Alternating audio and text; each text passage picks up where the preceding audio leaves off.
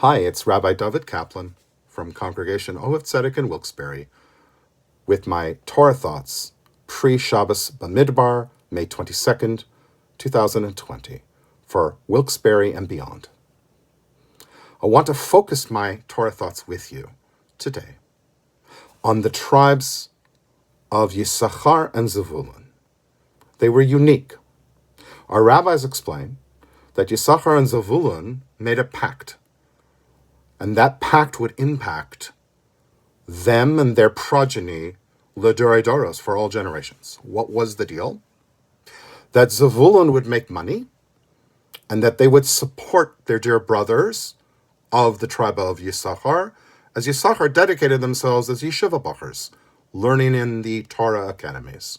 And the two brothers, Yisachar and Zevulun, would share the reward in this world, Olam Hazeh, and in Olam Haba, in the next world. The Torah shows us this powerful pact, this treaty that they made, by leaving out the connective vav. Usually, the Torah would describe the encampment around the Mishkan, God's home, the tabernacle, that the tribes who were next to each other would have a vav to connect their names. And, it's called a vav hachibur, a connective and, a vav. But when they enumerate Yisachar and Zevulun's names, they are written sans without the vav, that connective and, to show us that Yisachar and Zevulun were one entity. What is really interesting, very curious to think about, what occupation did God select for Zevulun? They were not stockbrokers. Of course, stockbrokers back then literally dealt in stock, animals in the market. Wasn't a metaphorical Wall Street word. It literally meant stock. But they weren't stockbrokers. They weren't computer geniuses. No. They made their money in a very difficult, perilous occupation.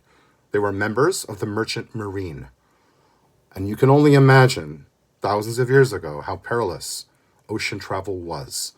It's even on the sigil, the degel, the flag, that identifies Zevulun as a ship. And this was the gift from God to Zevulun. You'll make tons of money, but you're going to do so by risking life and limb each and every day on the ocean. Well, why not give them a comfy office job? Let them be traders in front of a computer. Why do they have to constantly put their lives on the line? They're partnering with Torah, everything good. Why make them jeopardize life and limb? So Rabbi Yisachar Fran, one of the heads of my alma mater, Ner Israel in Baltimore, explains profoundly this concept. You see, if a person is given a luxurious, complacent style gig, a job, then complacency can sometimes seep in to the psyche of that individual. But with Zevulun, God mandated that they would always be intimately in touch with the perilous nature of life itself, of existence itself. And by mandating that they should be merchant marines, that, in effect, brought them constantly in touch with the fragile nature of life itself and how it can be snuffed out in an instant. One who was on the ocean and returned safely to port, Bench Gomel, gave a blessing to thank God for the good that God had bestowed upon them by returning them safely. This mindset was critical in keeping Zevulun in touch with Yisachar, their Torah partner, and ultimately with their creator Hashem. Crisis, very often, blows up any delusions we may have of immortality. Life is granted to us, but it's not a gift from God. It's something that we need to thank God for. Because it's granted and gifted to us, we need to constantly praise and thank Hashem, because it's not the default position, as we have said in the past. It's a bracha, it's a blessing, each and every moment that we have.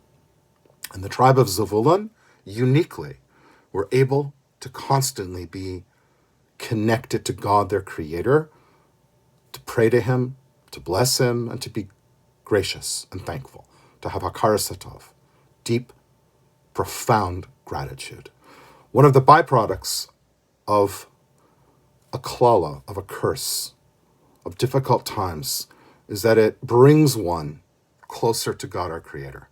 There's no question that the COVID crisis has brought us, each of us, as individuals and as a kehillah, as a collective, much more closely connected to our Creator. Gams l'tova, and this should be for the best, that the crisis, please God, will be over soon. In the very, very near future, we're going to get back out and be part of life again. But we should never lose sight of the deep gratitude that each of us has to have for life itself, existence itself. Should be a byproduct of this experience that we've gone through. Like Zavulun, we are intimately aware of the fragility of life itself. And it should be a bracha for us going forward, that hakaras hatov, that gratitude, should always be there. And that we are deeply connected to God, our Creator, and we understand that He is ultimately upon whom we rely. Every breath we take, every move we make, Hashem is watching over each and every one of us. Shabbat shalom u'mevarach. Have a blessed, a safe, and a healthy Shabbos. Shabbat shalom.